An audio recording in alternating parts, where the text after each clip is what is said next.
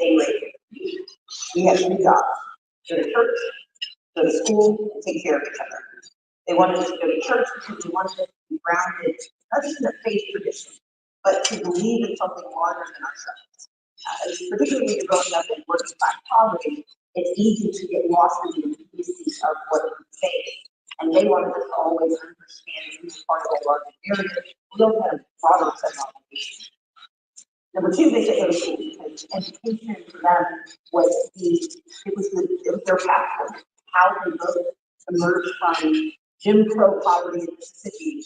My mom, the only one in her family that finished high school. My father, the first man in his family to go to college.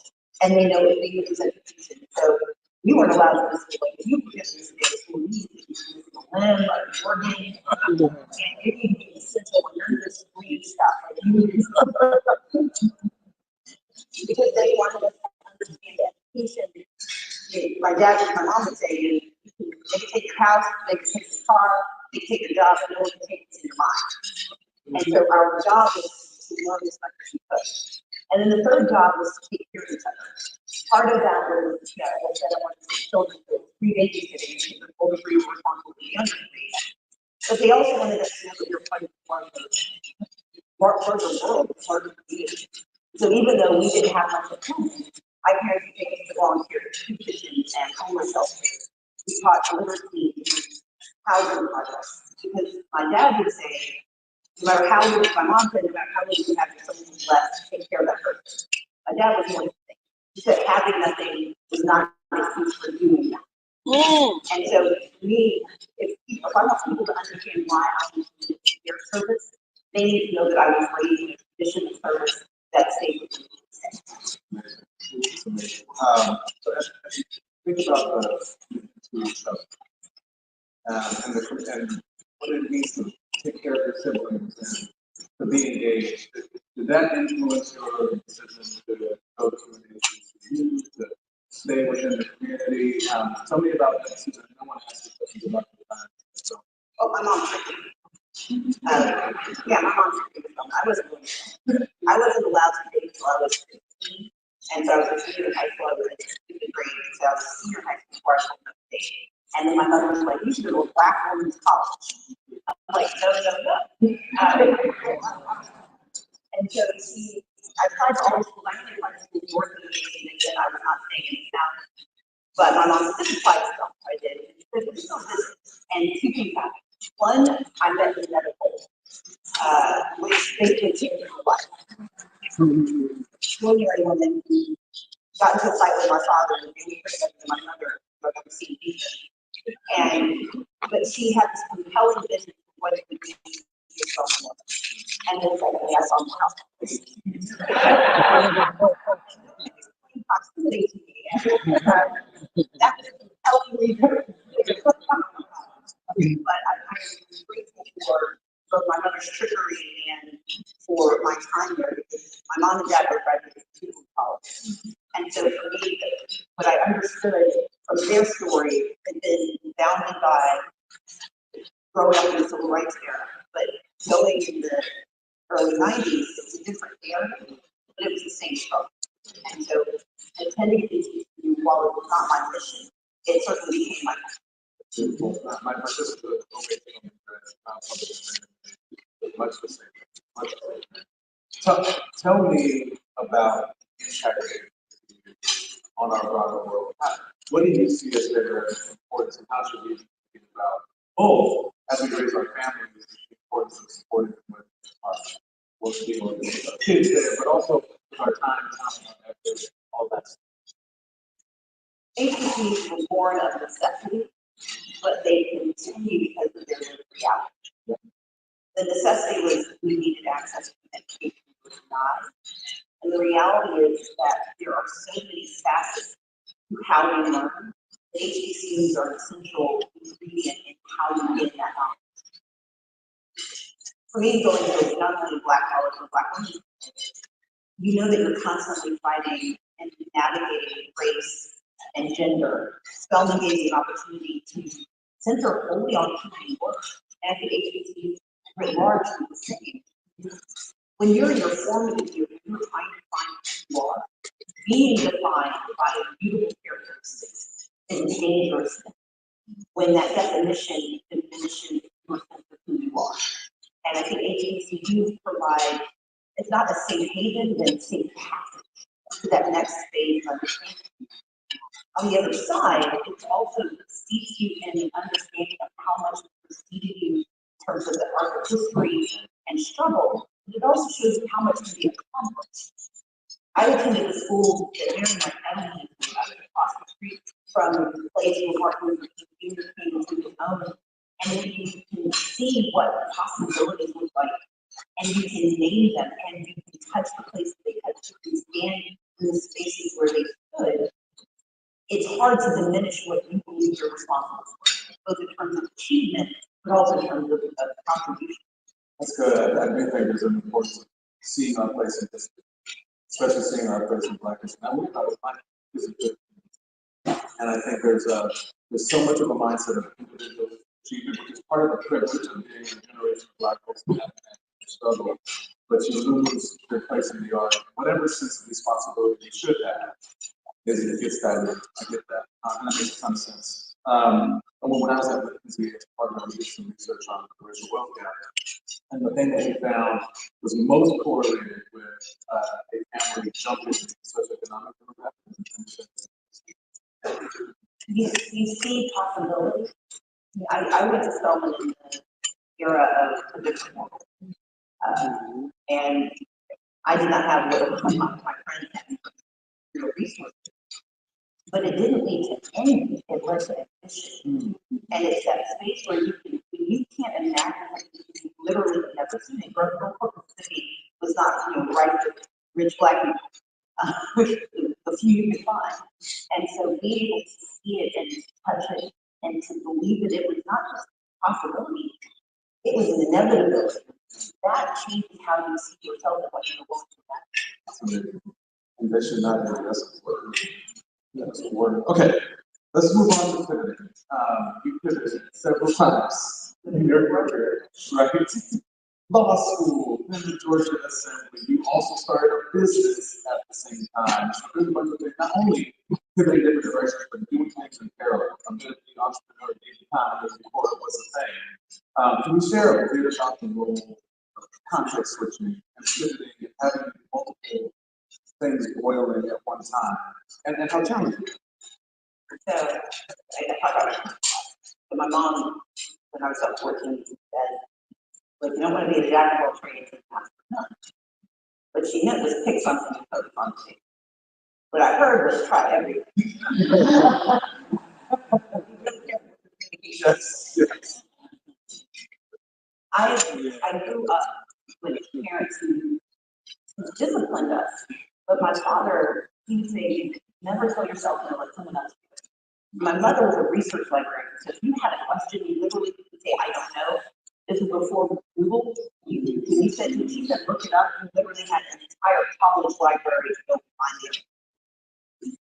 And what that did was scope for me, one, sense of curiosity, but the corollary is it compelled me to believe that there were multiple lanes to an answer. You have a career that has spanned different facets, but the long-term implications of what you do remain the same. For me, whether I'm storytelling as a writer, creating a business, engaging in public policy and politics, whether I'm starting a nonprofit, all of it for me converges around three things. One is that I want to be curious, I want to know more.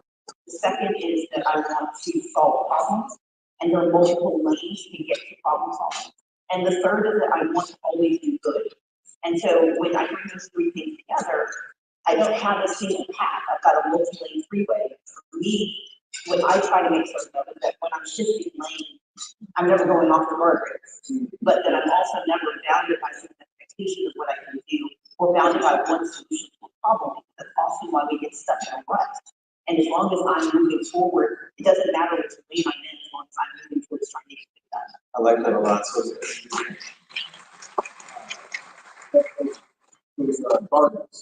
those guardrails help you to move towards this when you move about a bunch of different directions. On that point, the problems you're trying to solve right now, or what measure of good you're trying to bring, is there a specific thing that's your like North Star at this moment? get to the North Star path, like, I think poverty is more. I think it's economically inefficient in ways that happen. And I think it's solvable. I grew up in a faith tradition where people love people protest headlines from Matthew, people will always be among you. They say it like it's a edict. No, it's a call to action. Out of responsibility to who will be among you, they don't have to stay there. And so I've always seen it as my responsibility to think about how to tackle poverty. Poverty is enmeshed in the question of justice. It is integrally connected to democracy and function. Democracy matters, which is how you get more and how you get better. And so for me, whether it's writing business or writing a book or working on an election, it's always about how do you tackle poverty and it's the work we've done on the racial gap. It's looking at different pieces of it, but it's always about how do people get more? How do we understand that there's an exponential force function in what people have. It doesn't diminish who we are, it actually enlarges. The more people have more stuff, they can buy more stuff. So let's make sure that we enlarge the pie and not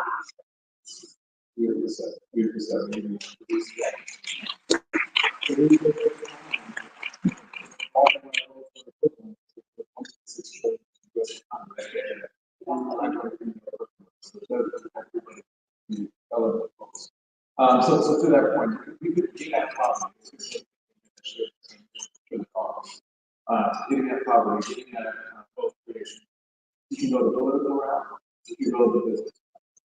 And there's probably people in here right now who decide which direction you get, what's the food, you can take much of the direction of the What advice do you have for folks who are trying to make that decision? And how does mentorship, or how do mentorship help you decide which path to take once you when I was at Spelman, my freshman year, I got into a fight with a guy named our freshman year of college, year of running two divisions in April of my freshman year. And Mayor Jackson, who served her term, actually responded to the protests in the Atlanta University by shutting down I-20 and working off our campuses. I organized to protests, and we didn't do anything more, but we were arguably disagreeing with so much so that I got invited to telecast. Simulcast for anyone under the age of 40 back when we actually published the other thing, and it came together. So I was with Mayor Jackson, and I was asked why young people were upset. And I happened to be a student who used to go to the city council meetings. In part because my older sister went to Adams Scott College in theater. I was with Andrea on her campus, and they had bookstores and coffee shops in their neighborhood. We had bookstores and gas stations. And I wanted to understand how in the same general assembly our experiences with it, and I wanted to learn. And so I used to go to the company meetings. When I got to the fight with them, I disagreed with we got active in the power of it. But I disagreed with Mayor Jackson in the space. I pointed out that I went to the company, I participated. And I thought that the disparities were not only inevitable, they were unfair, and he was doing that. He explained to me his part of history and how wrong I was, and he won the day. But a few months later, he hired me to be the first employee in the industry office.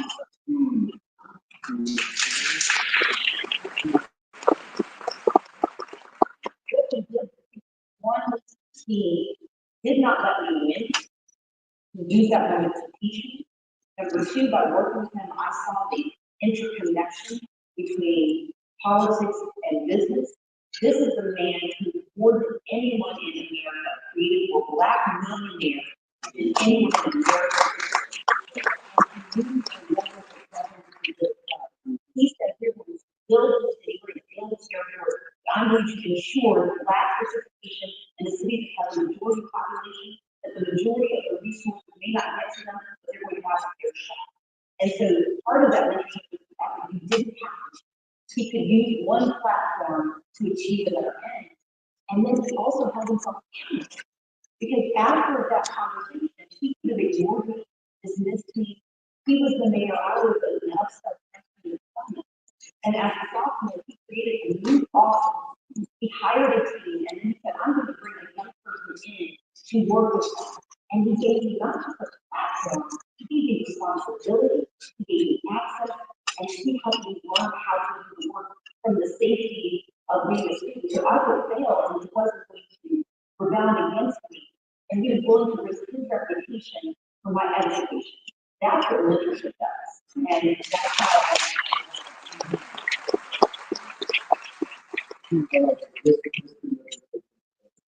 That's taking risks. And that actually extends beyond leadership. It's sponsorship. Creating opportunities for people and actually putting capital. How do you advise others?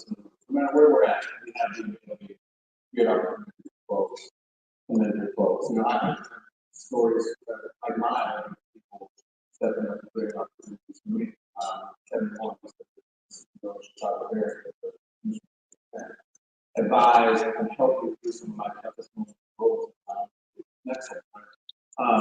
What advice would you give? How do you use? What advice would you give to us as we try to stay forward? I remember what was done when I knocked on the door with someone had kind of not sure how to pick me out. So when I was class, well, I don't know, they raised position and I couldn't prove it, so I actually would be. I'm like, my position is going up, my position is not. So,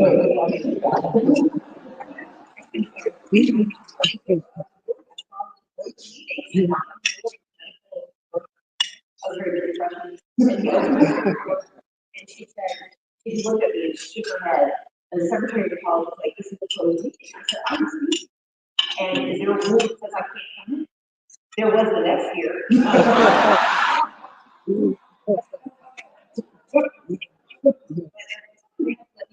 Sitting next to this older white man, who I later found out was the managing director of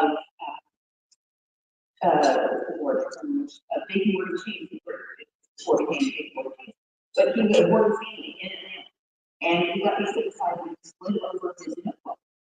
And it was the first time I saw financial statement. And he could have just ignored me like everyone else. He started teaching me how to look at financial statements.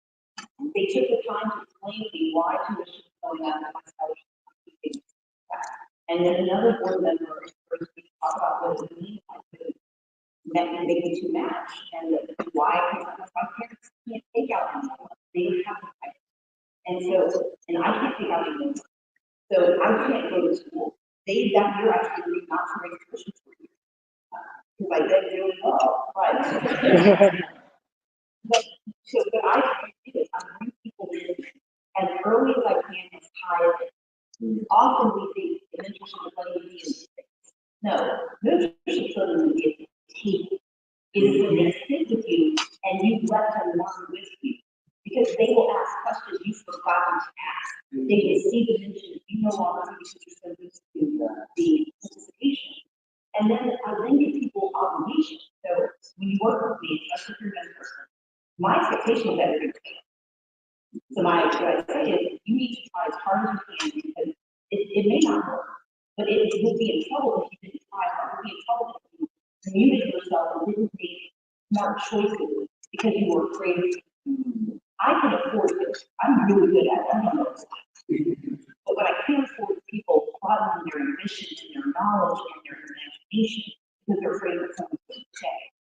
You need that opportunity when you're young because you lose it the older you get. And so as early as possible, I try to cultivate that by giving people real opportunity, real responsibility, and real resources. It is insufficient to say don't lose it without giving them the ability to actually see that. Give them grace if they can't get it done, but never refuse to give them the real capacity to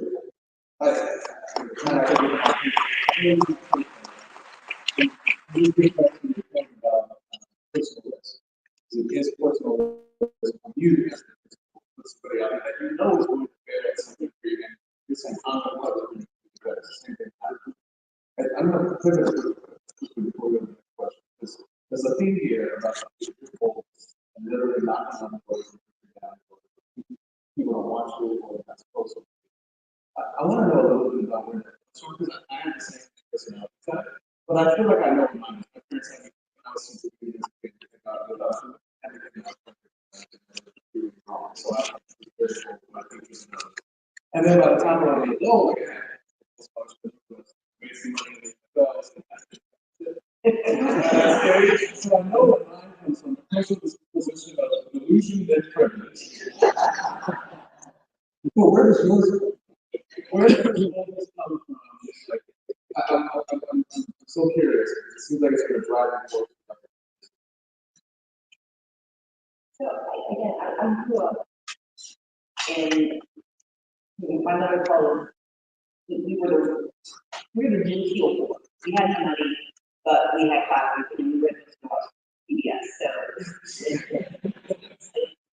she wanted my parents both raised us with the sense of again that you had that there were things that were bigger, but that you also had a job. So when I talk about this, it wasn't enough. You couldn't say here's your problem. You had to come up with answers. You were responsible for saying what could be done. And it wasn't just eating, it was the behavior. I watched my parents. We lived in a house that didn't have running water and they took us to a soup kitchen to help someone else. My parents worked 2 or 3 jobs because they knew they needed to cover things, but they would give money to the poor when we were walking down the street. I'm like, you don't have any money at home. Oh, why are you giving it away? And so the boldness for me is less about the sense of overconfidence as much as it is obligation. I will be as quiet as I can until I can't be quiet. I will let the system do what it needs to do. And I think the other part for me is I don't define myself using anyone else's. The things I want to be, the way I think about the world, I don't know that anyone else thinks about it exactly the same way that I think. So why would I use someone else's measuring to determine whether I'm getting there or not? I think too often we mistake positions for power. And my parents would tell me I was superhuman, but I saw a lot of people in my world who had no power. And I grew up believing I was going to have power. I didn't know what it was going to be look like. But I realized that position did not mean power. You got a lot of people with good titles who can get things done. And you've got a lot of folks, including those who are serving your meal, who can change your world if they choose. And so I've never mistaken position for power. I've also never mistaken humility for self-deprecation. I don't have to diminish who I am to recognize that other people can do it. And so for me, boldness is less about that. It's more, if I think I'm right, I think it's necessary, I think this needs to be done.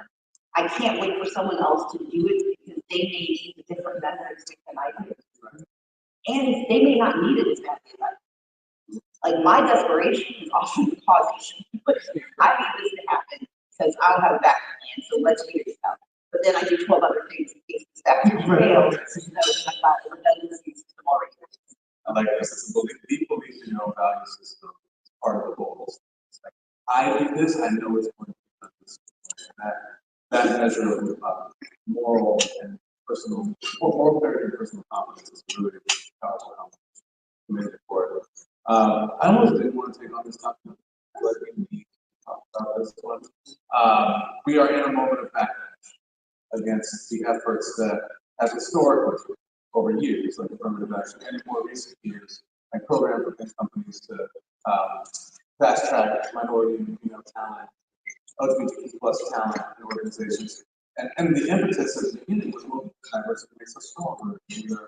That in organizations, and I still believe this, it's a bottom line. It actually makes organizations more profitable when you do this. Well, we see that in the command, it's been our experience. But we're in a moment of backlash. Programs are going away. The Supreme Court will move affirmative action, which is why it's never thought at that time. How do you see the landscape, and what can we in here be doing to hold the ground that we still have, and somehow see some of these things that I think are beneficial for the nation, not just the folks in this room, the nation? How do we see those come back? So we need to, number one, recognize this isn't new. DEI isn't new and backlash. DEI doesn't just describe Black people going to Harvard. Diversity, equity, inclusion is values. And it is one we have pursued in this country for 248 years, because from the moment there was a constitution that denied us our humanity, everything that has followed has been DEI. And if you look at the longitude of history, 13th, 14th, 15th Amendments, but also all of the Civil Rights Act, but also the 19th Amendment that gave women the right to vote. The Indian Exclusion Act, the Chinese Exclusion Act that said no, was countered by the Immigration and Nationalization Act that happened because we said yes, we're people more. Title I, which funded public education for very poor students, was a DEI law. DEI is everything we've done in this country to fix what we got wrong at the beginning. And so we've got to know that we don't do it. The backlash is not because we are losing. The backlash is finally there's a community that's facing the same competition we've always had to contend with. And they're not used to it and they don't like it. And so we can't give into their public temper tantrum by deciding we should diminish ourselves to lift them up again. So when we say we are going to turn against DEI, we should use the initials. We are saying that they don't care about the letters, they care about the meaning. Diversity of all people, equity is access to opportunity. Inclusion means having a fair shot at the American dream, what this room stands for. So if you decided that you don't believe in diversity, equity, or inclusion, yes, you should walk away. But if you believe that diversity, equity, and inclusion are foundational principles of this country, and that you should have the capital to the American dream, not only can we not walk away from it, we need to run headlong towards it, because it works. Our challenge is that we've got to bring other people with us. We become sometimes semi-optically focused on the racial dimension, we forget the other pieces. We recently had conversations with disability community, and particularly if you're Black and disabled, God help you, no one else will. But disability, in the end, is one of the last major DEI laws. The Freedom to Marry Act, all of those things, the Voting Rights Act, those are all part of DEI. And the last thing I say is this: we've got to remember that DEI is about, there are three pathways to the American dream: education, what you know; the economy, what you do; and election, who's in charge. They are attacking every one of those facets, because to dismantle what we built over 248 years is to return us to where we were when white landowners were the only people with power in this country. When they say they oppose DEI, I want to go back to the good old days, that's what they're talking about. And so we can either agree with them and go ahead and stop playing, or we can double down and continue to do the work we're doing. They have an echo chamber, but they are bullies. They've not won that much. I just gave you 10 of the hundreds of laws we have. Make them work to try to dismantle it, because we've got to defend it with our lives, because that's what our lives demand. DEI is what I stand for, because it is what I believe, and I refuse to let a bully try to talk me out of what I know to be true, and to let them win because they can get Fox News to convince the New York Times to say something. If we can do our work, we will win, and we're already winning. If we weren't winning, they wouldn't be fighting so hard.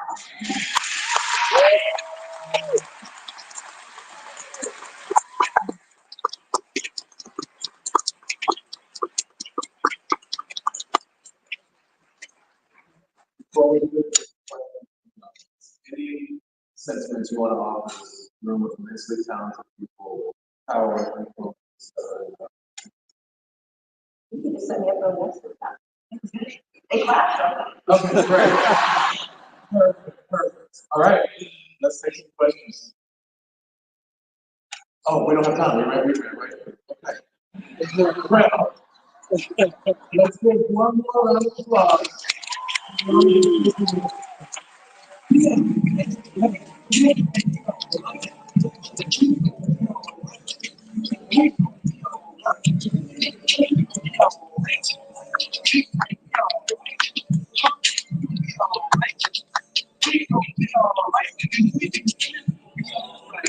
And when I wake up, I recognize you looking at me for the pay cut. Be all right. Be all right. We gon' be all right. We gon' be all right. Be all right. We gon' be all right. We gon' be all right. We And when I wake up, I recognize you looking at me for the pay cut.